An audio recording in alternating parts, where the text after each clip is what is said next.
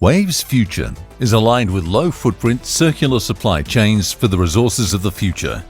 For over 21 years, we've been determining strategies, designing and engineering solutions, and delivering built assets for our clients. From a natural resource in the ground or a secondary byproduct to the advanced materials required to electrify our future, Wave's expertise is being engaged globally. Wave International, delivering commercially engineered projects for 21 years.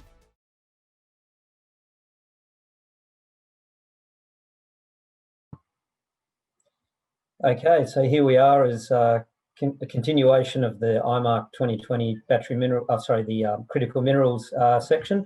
Here today with an interview with David Christensen, a man I've known for many years, who's a managing director of Renascor Resources. Dave, thanks for coming along for this chat today. Oh, thanks very much, Ryan. Pleasure to be here. Yeah, so look, we've got a little bit of time here to talk all things natural graphite and anode supply chain. So look, I guess kicking straight into it, everyone who's followed this space would know there's been a lot of investment into new graphite developments over the last sort of 5 to 6 years, but there's been a surprisingly small number of mines actually developed. Can you talk to us a little bit about why that might be the case? Yeah, look, I think that the initial investment in graphite was really largely related to its use in the lithium-ion battery supply chain. And it's what's happened with graphite is the graphite concentrate market isn't yet a battery mineral.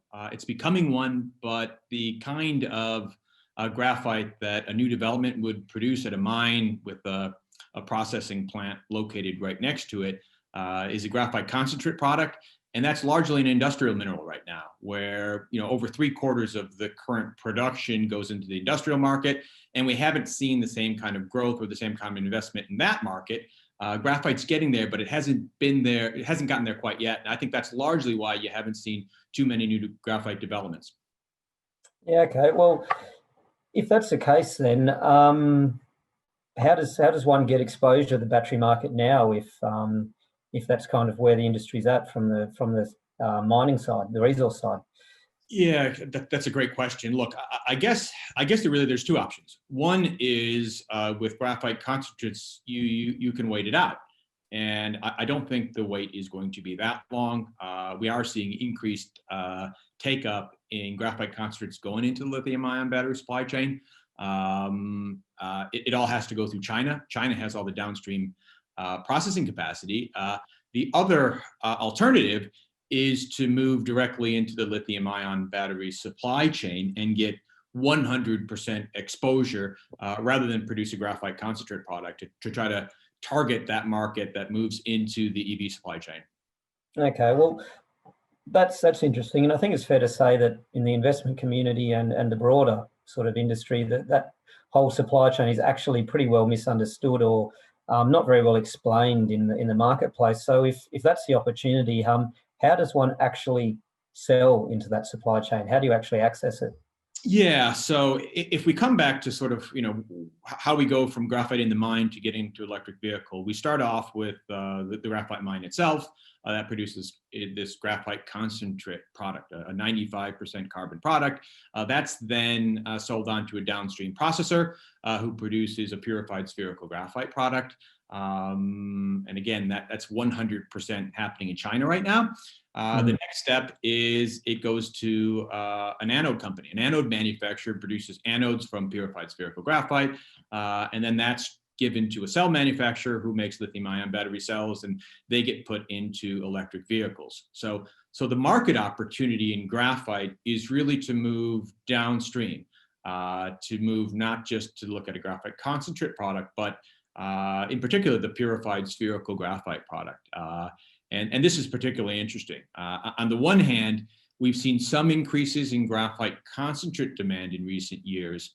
But if you move one step downstream and produce the purified spherical graphite product, then you're seeing something significantly different. You're seeing actual real increases in demand because you're getting 100% exposure to lithium-ion batteries. So over the last 4 years, the demand for purified spherical graphite has actually increased by 2.5 times. So 250% over the last 4 years. And you're looking at projected growth rates of over 25% over the next 10 years as you're getting more electric vehicles.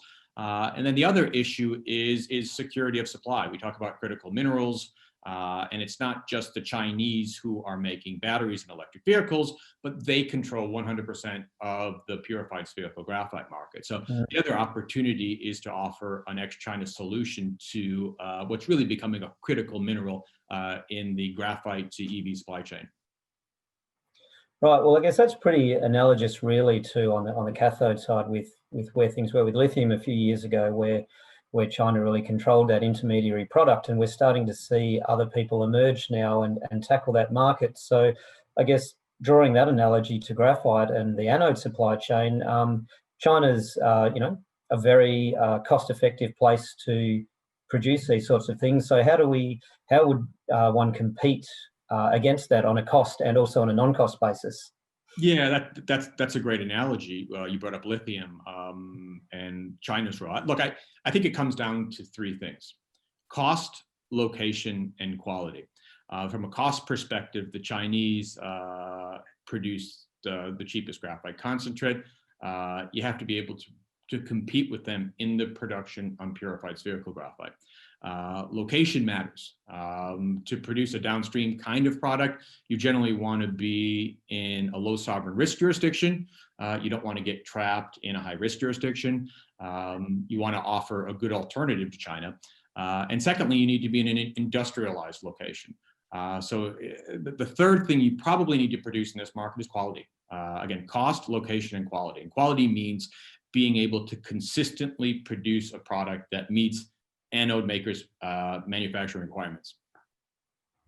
Well, that all makes a lot of sense, and so I guess it's great to sit and talk broadly about the industry. But look, Renascor has a project that looks to be quite competitive and compelling as a story. So, how does the Civeo project marry into those competitive elements you've just described?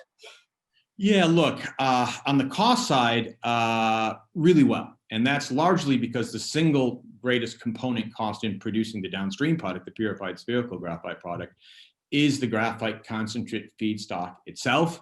And we have one of the largest graphite deposits in the world. It's currently the second largest proven reserve outside in the world, the largest outside of Africa. But probably more importantly, after we completed our definitive feasibility study, we can produce that graphite concentrate at amongst the lowest cost in the world. And that in turn allows us to produce the purified spherical graphite at a cost of about $2,000 a ton, which is what our market intelligence tells us is a cost competitive price, even in the context of the Chinese. And it puts us in a relatively unique position from having a competitive advantage. There are other new developments, largely in East Africa, that can produce on a cost basis the graphite concentrate. But now when we look at the downstream product, and again, you want to be in a low sovereign risk industrialized jurisdiction, here's where we have a bit of an advantage, because we don't add a logistical element to moving the material. We're producing it right here in Australia. We're not adding extra transport costs, but we're getting the benefit of the low-cost graphite concentrate feedstock. So this is actually one of the unique situations. We talk about doing downstream processing here in Australia. We've been talking about this for years. This is one of the unique situations where it's actually more cost competitive in graphite to do the downstream production. Because the cheap cost is the low-cost graphite concentrate feedstock. We have that here. And then the third element is quality. You have to meet anode makers' specifications, which are quite stringent. And what that means is you have to consistently be able to produce the product.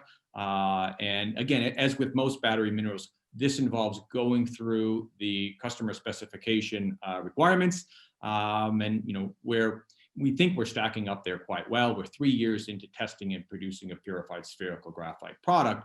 But more importantly, now we've been able to produce customer samples, give them to actual anode makers. So not third parties, but people who are actually needing that product. They've tested that product. It's met their product quality requirements. And now it's just a matter of going through the due diligence and negotiations to try to put that together in firm offtake agreements. Wow. Well, I mean, that all sounds pretty well stacking up from a market point of view. What we're hearing here is that we've got We've got a supply chain where the concentrate market is on a little bit of hurry up and wait, but we've got a value-added product only one step downstream, which is actually seeing the real growth.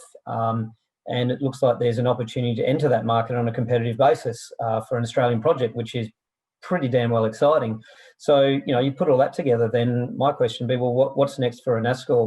What's the next steps for you guys to go forward and take advantage of this opportunity that really does appear to be here and now, right now?